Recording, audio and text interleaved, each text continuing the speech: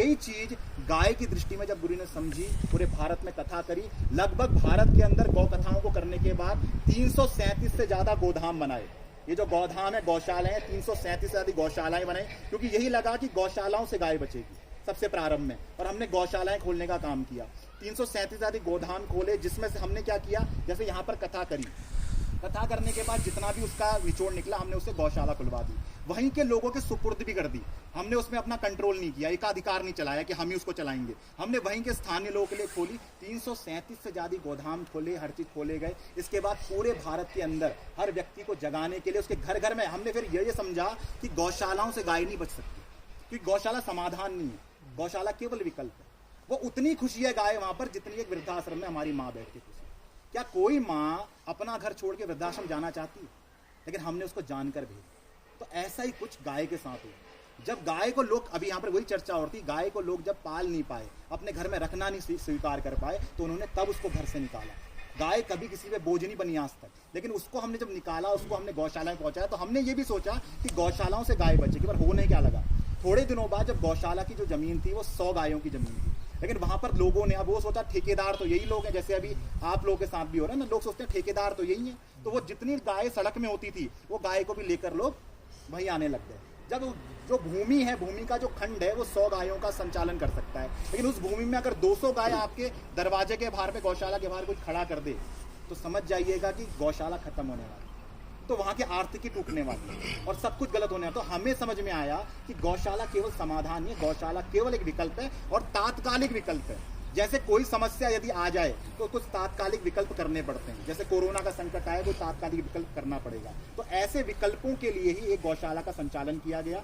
अब फिर हमें समझ में आया कि गाय तब तक नहीं बचेगी जब तक गाय घर घर ना पहुंचे। हर घर गाय होगी तब गाय बचेगी, क्योंकि कोई व्यक्ति जो उसको घर से निकाल रहा है, उसके घर में ही उसको वापस पहुंचाना, ये हमारा ध्येय होना चाहिए। और लगभग 4.5 लाख से ज्यादा लोगों के घरों में प्रत्यक्ष गाय बधवाई गई।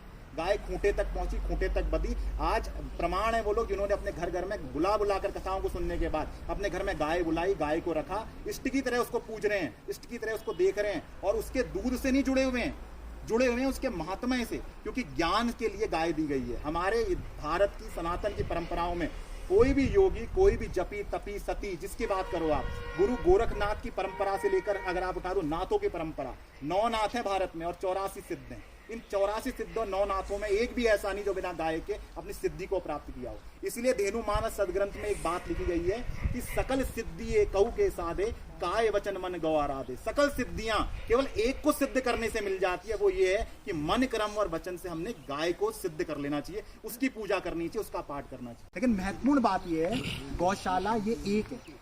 कल मान लो चंपावत में दूसरी गौशाला की जरूरत वहां पड़ेगी, तो आप क्या करोगे? समस्या आ जाएगी ना।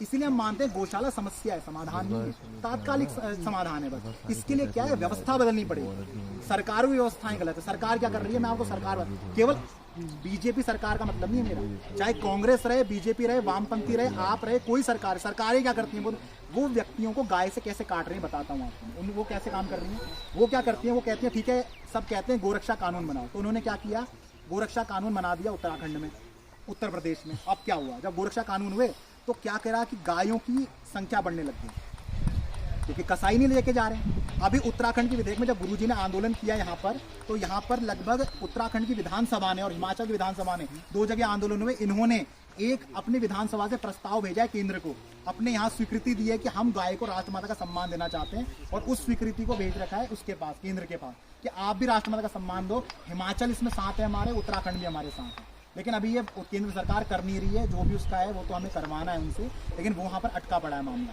तो ये जितनी भी है, अब वो सरकारें क्या कर रही हैं, वो क्या कर रही है, उन्होंने गोरक्षा कानून बनाया, राष्ट्रमाता का प्रस्ताव भेजा, तो हुआ क्या पता है इससे क्या है, गाय बिकनी बंद हो गई, कसाई लेना आना छोड़ दिया, तो गायों की संख्या बढ़ने लगी, गाय वहीं पर खड़ी होने लगी। अब वो संख्या जब बढ़ने लगी तो खेतों में जाने लगी, अपने आप में खेतों में जाने लगी, खेतों में जा जाके मुंह मारने लगी। अब कितना अच्छा गौ भगत भी है, मान लो एक हिंदू भी है, थोड़ा सीख सा हिंदू है, तो वो क्या कर रहा है, पहले दिन तो कुछ नहीं कर रहा, 2 दिन कुछ नहीं, तीसरे दिन वही लाठी मार रहा है, चौथे दिन वो कह रहा है, कुछ उसके शब्द बदल रहे हैं, 5 दिन वो ये कह रहा है कि यार इससे अच्छा तो ये है कि गाय कटने के कसाई आते थे वही अच्छे थे, कसाई ही ले जाते। तो सरकार आपको ऐसी योजना में फंसा रही है कि कल आप एक दिन ये बोले कि गाय हत्या का कानून बनाओ, गाय को समस्या बना दिया गया है देश के अंदर। जब गाय की जनसंख्या बढ़ती जाएगी और जमीनें नहीं दिखेंगी तो आप खुद बोलोगे खेतों में आ रही है, यहीं का जन समुदाय दिन खड़ा होगा, आंदोलन करेगा सचिव ये आपके डीएम के पास में और कहेगा यार ये गाय जितनी है इनको सब यहाँ से भिजवाओ, चाहे कटवाओ, इन्हें कुछ करो। तो आपकी संवेदना गाय से खत्म करवा रही है सरकारें। इसका उपाय क्या था? इसका उपाय एक ही था कि आज उत्तराखंड में एक स्थान है गढ़वाल में, उसका नाम है गोचर, ठीक है, उस जगह का नाम ही गाय के नाम पर है, गोचर। तो ये जो गोचर नाम है ना, ये गोचर की प्रथा हमारे भारत में, इस भारत में क्या, भारत में पूरे भारत के अंदर और यहाँ उत्तराखंड में भी गोचर की जमीन होती थी। उन गोचर की जमीन में क्या होता था, कोई गाय जब ज्यादा होती थी ना, बैल ज्यादा होते थे, तो किसान कभी हत्या करने के लिए नहीं देता था या कोई व्यक्ति, क्योंकि वो गोचर में भेज देता था, चारागाह में चली जाती थी। आज भी है, आज भी यहाँ है गोचर, अभी सरकारी रिकॉर्ड में है, अब कब्जा कर लिया लोगों ने, लेकिन गोचर सरकारी रिकॉर्ड में, सरकारी रिकॉर्ड में। इसकी व्यवस्था था सरकार का काम।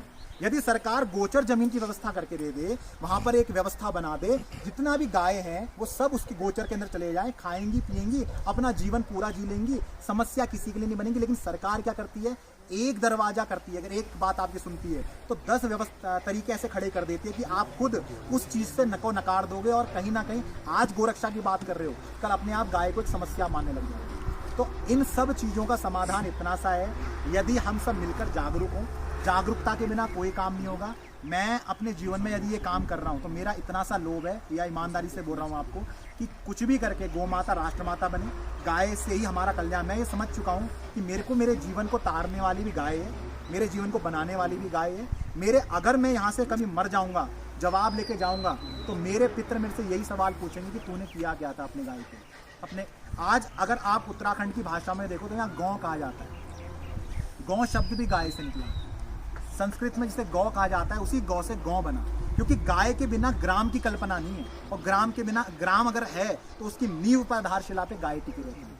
ये अर्थशास्त्र के ना बहुत बड़े बड़े टॉपिक हैं। अभी मैं क्या है, समय बहुत वाली है, ज़्यादा से मैं सोच रहा हूँ हर तरह का विषय इसमें डाल दिया जाए ना, तो कोशिश कर रहा हूँ मैं लगभग हर कुछ बोलने की। लेकिन ये विषय इतना बड़ा है, लगभग 5-7 दिन की अगर जब वर्कशॉप लगती है ना, तब जाके, या फिर कोई व्याख्यान हो या कथा हो यहाँ पर गुरु जी की, तो उनके माध्यम से बातें तब समझ